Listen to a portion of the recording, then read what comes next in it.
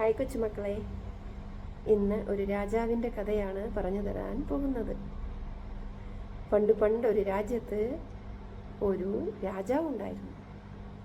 ഈ രാജാവ് എന്തെങ്കിലും ഒരു നല്ല കാര്യം നടക്കുമ്പോൾ നന്നായിട്ട് സന്തോഷിക്കും.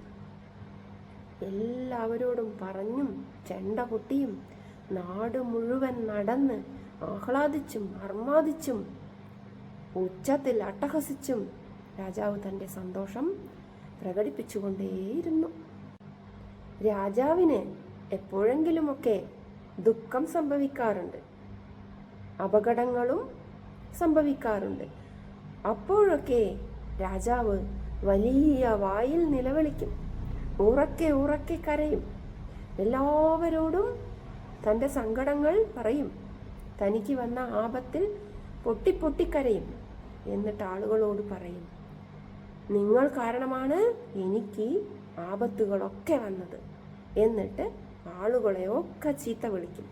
ചിലരെ ചാട്ടവാറുകൊണ്ട് അടിക്കും, ചിലരെ കൊല്ലുകയും ചെയ്യും. ദേഷ്യം മൂത്ത് പറയാവുന്നതിൻ്റെ എല്ലാം പറയും. അങ്ങനെ രാജാവ് എല്ലാവർക്കും ഒരു ശല്യമായി കൊണ്ടേയിരുന്നു. അങ്ങനെ ഇരിക്കെ ഒരു നാൾ രാജാവ് മന്ത്രിയോട് പറയും, മന്ത്രി, എനിക്ക് വികാരങ്ങളെ അടക്കാൻ കഴിയുന്നില്ല.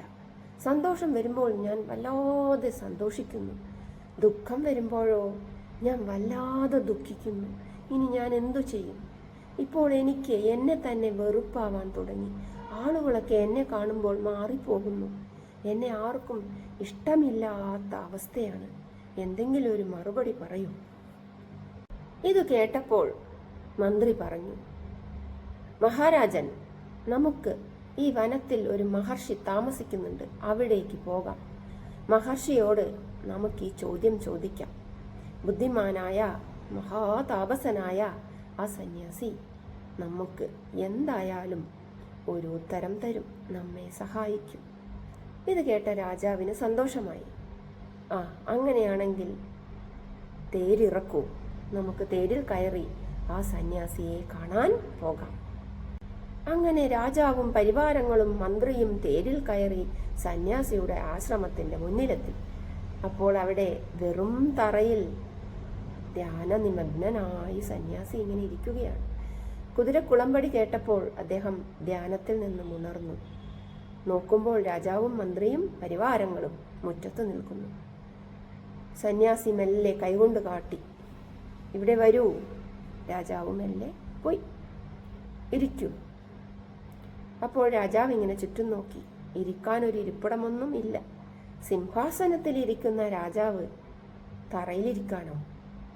രാജാവിൻ്റെ ഉള്ളിൽ അഹങ്കാരം അലയടിച്ചു. അപ്പോൾ മഹർഷി പറഞ്ഞു, അങ്ങ് എന്തിനാണ് വന്നത്?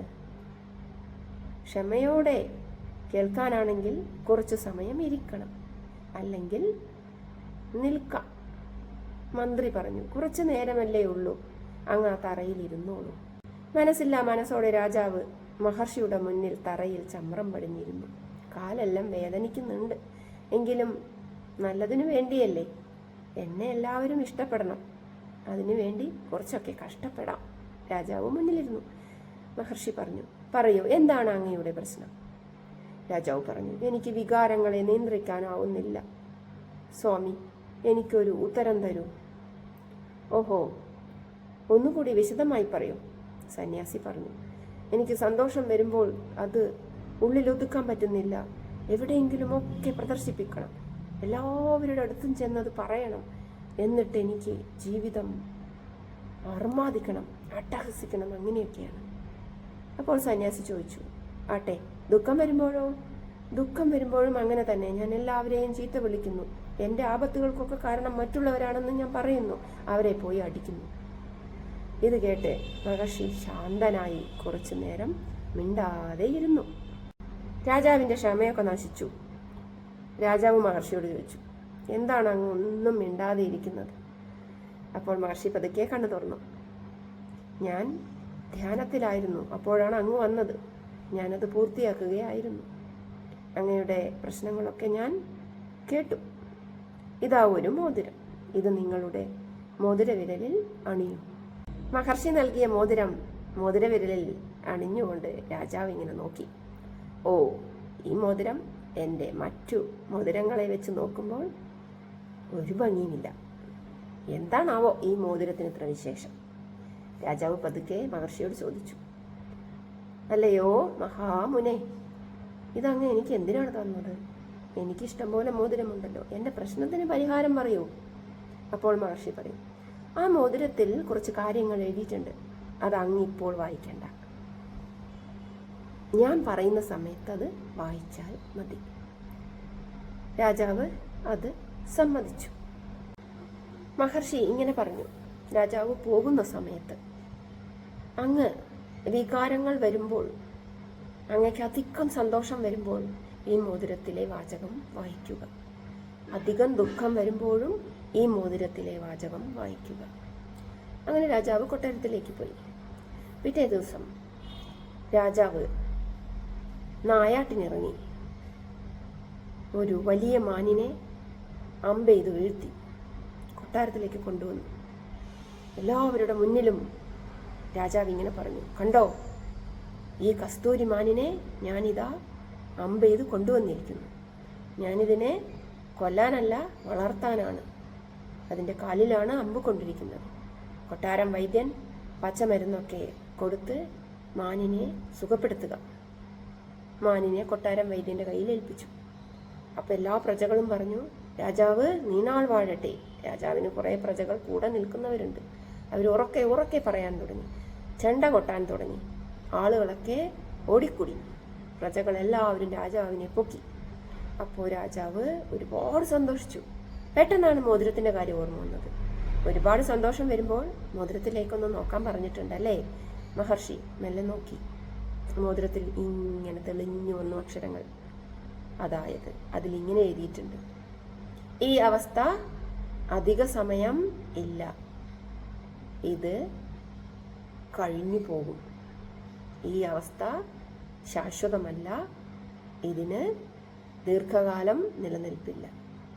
അപ്പോൾ തന്നെ രാജാവിന് അതിൻ്റെ അർത്ഥം മനസ്സിലായി. ശരിയാണ്, ഈ സന്തോഷം കുറച്ചു നേരത്തേക്കുള്ളൂ, പിന്നെ എന്തിനാണ് ഞാൻ ഇങ്ങനെ കൊട്ടിഘോഷിക്കുന്നത്? രാജാവിൻ്റെ സന്തോഷം കുറഞ്ഞു. പിന്നെയും കുറേ ദിവസം കഴിഞ്ഞുപോയി. രാജാവിന് ഇതൊക്കെ മറന്നു. പെട്ടെന്ന് തന്നെ രാജാവിൻ്റെ കൊട്ടാരത്തിൽ ഒരു അത്യാഹിതം നടന്നു. രാജ്യത്തെങ്ങും വരൾച്ചയുണ്ടായി. കൊട്ടാരത്തിൽ വേണ്ട വിധം ഭക്ഷണമൊന്നും ലഭിക്കാതെയായി. രാജാവും പ്രജകളുമൊക്കെ പട്ടിണിയിലേക്കാണ് നീങ്ങുന്നത്. രാജാവിനാകെ അസ്വസ്ഥതയായി. അയ്യോ, നമ്മളെല്ലാം പട്ടിണി കിടന്ന് ചാവാൻ പോവുകയാണല്ലോ. കാട്ടുതീ പിടിച്ച് കാട് മൊത്തം നശിച്ചു പോയിരിക്കുന്നു, കൃഷിയെല്ലാം നശിച്ചു പോയിരിക്കുന്നു. നമ്മളിനി എന്ത് ചെയ്യും, എന്ത് ചെയ്യും, എന്ത് ചെയ്യും? രാജാവ് ഉറക്കെ ഉറക്കെ ഉറക്കെ കരയാൻ തുടങ്ങി. പെട്ടെന്നാണ് രാജാവിന് ഓർമ്മ വന്നത്. മഹർഷി തന്ന മോതിരം മെല്ലെ നോക്കി.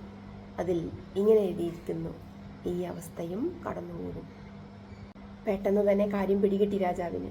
ശരിയാണ്, എന്തെങ്കിലും ചെയ്യണം.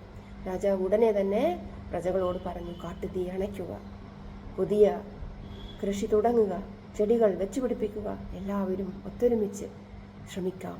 പ്രജകൾക്കൊക്കെ സന്തോഷമായി. രാജാവിൻ്റെ വായിൽ നിന്നും ഇങ്ങനെ ഒരു മറുപടി അവർ പ്രതീക്ഷിച്ചില്ല. അവരെ ചീത്ത വിളിച്ചുകൊണ്ടിരുന്ന രാജാവ് ഇപ്പോൾ ഇതാ മാറിയിരിക്കുന്നു. അപ്പോഴാണ് മന്ത്രി എല്ലാവരോടും പറഞ്ഞത് മഹർഷിയുടെ കാര്യം. എല്ലാവരും മഹർഷിക്ക് നന്ദി പറഞ്ഞു. രാജാവിൻ്റെ ഈ മനം മാറ്റത്തിന് കാരണം ആ മോതിരത്തിൽ എഴുതിയ വാക്കുകളായിരുന്നു, ഈ അവസ്ഥയും കടന്നു പോകും. ഈ കഥയിലൂടെ നാം പഠിക്കേണ്ട പാഠം ഒന്നും എക്കാലത്തേക്കും ഉള്ളതല്ല. ജീവിതത്തിൻ്റെ രസതന്ത്രമാണത്.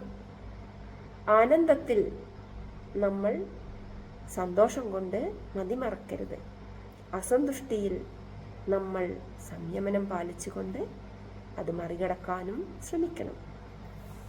വിശപ്പറിയാത്ത ഒരാൾ എത്ര വിരുന്നു സൽക്കാരം നടത്തിയാലും ആ ആൾക്ക് വിശപ്പിൻ്റെ വില, ആ ഭക്ഷണത്തിൻ്റെ വില ഇതൊന്നും അറിയുകയില്ല. രാത്രി ഉണ്ടെങ്കിലേ പകലിൻ്റെ സന്തോഷം നമുക്ക് അനുഭവിക്കാൻ പറ്റുകയുള്ളൂ. അപ്പോൾ രാത്രിയെ കുറിച്ച് അറിയാത്തവൻ പകലെങ്ങനെ അറിയാനാണ്? അതുപോലെ തന്നെയാണ് ദുഃഖവും സന്തോഷവും. ഒന്നും അധികകാലം നീണ്ടു നിൽക്കില്ല എന്നതാണ് ഈ കഥയിൽ നിന്നും കൂട്ടുകാർ പഠിക്കേണ്ട ഗുണപാഠം. കഥ ഇഷ്ടമായോ? ഇഷ്ടമായാൽ എൻ്റെ ചാനലായ ടീച്ചറമ്മ ലൈക്ക് ചെയ്യൂ, ഷെയർ ചെയ്യൂ, കമൻറ്റ് ചെയ്യാനും മറക്കല്ലേ. അടുത്ത ആഴ്ച മറ്റൊരു കഥയുമായി വീണ്ടും വരുന്നതാണ് നിങ്ങളുടെ സ്വന്തം ടീച്ചറമ്മ.